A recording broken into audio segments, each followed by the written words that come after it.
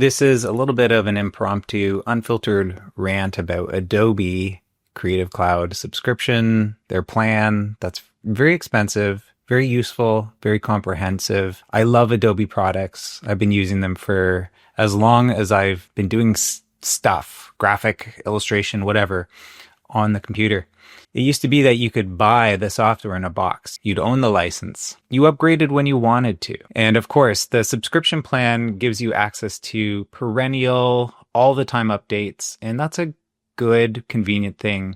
But it's also like drugs. You kind of just have to do it even if you don't want to, even if you feel like you don't have a choice. They've got your hands tied behind your back because if you don't use their software, you can't do your job.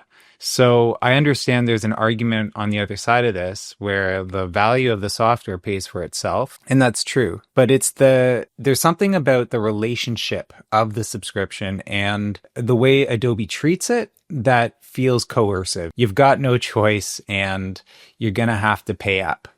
So I've never been one to complain about this. Overall, I've been happy with the idea of this thing because I use Premiere Pro, I use InDesign, Illustrator, I use Bridge, and occasionally I dip into some of their other products, but those are the things I use. So in that sense, I get my money's worth every single month. Now, my wife is also a graphic designer, so she's also she's at home freelancing. For as long as we've been married, we've been using the same license.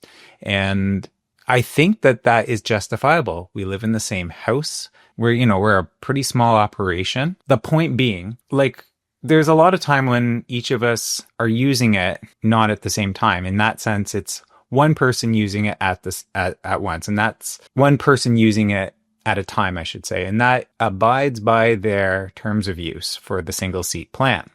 Now, there are times, probably 50% of the time at least, when we're both using the apps, but she'll be using InDesign and I'm using Photoshop, for example, or Premiere Pro. It's very rare that we're using the same app.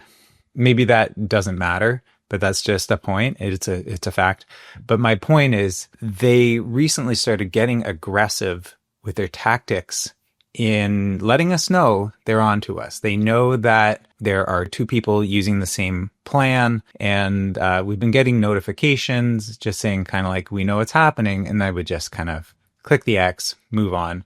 But more recently, what they did is asked me to update my password, but this happened on my wife's computer because she was using it while I was doing something else, and it prompted her to go and change the account to make sure that the account is secure. It's not about security for Adobe as far as I'm concerned. It's about making it more difficult for us to actually use the same seat for two people and getting us to buy a second subscription. I kind of thought it out real quick and I was like, I can't be resetting the password every day or getting these notifications.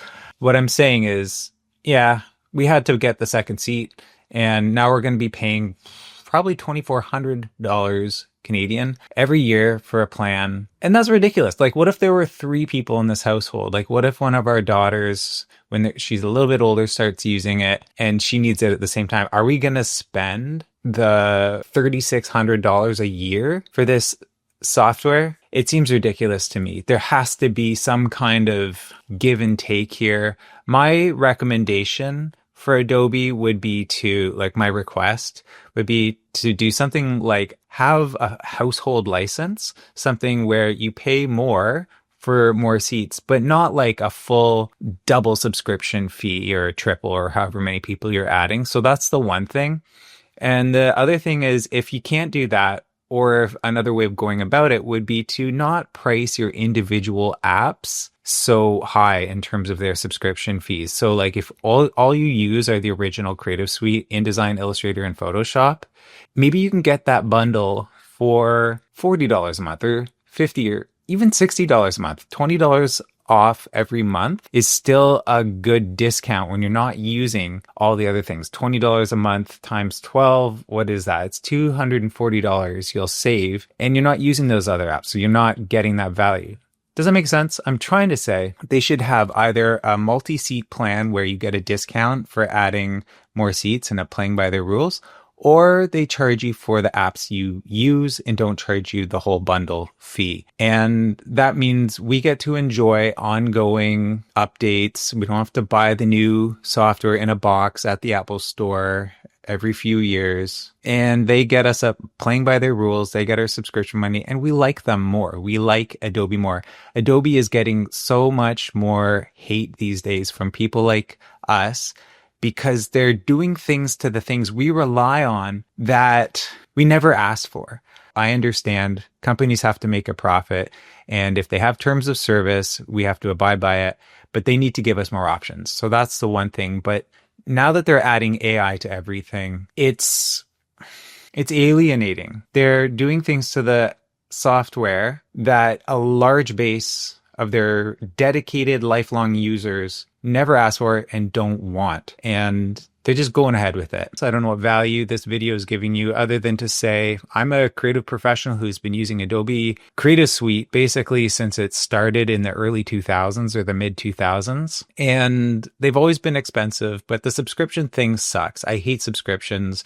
And now that they're making it harder and harder for individual at-home freelance type people like me and my wife to afford it. And because they're adding features that make the software even more alienating, especially with generative AI stuff. What's your solution to this problem, or what do you think Adobe should do for people in our position? Do you feel the same way about the subscription price and their policies around how many people can use the app at once? Do you think they should be more lenient about that? I'd love to know your thoughts and to know what you're using instead of Adobe and how that's going for you, because I'm thinking about what else is out there. Take care.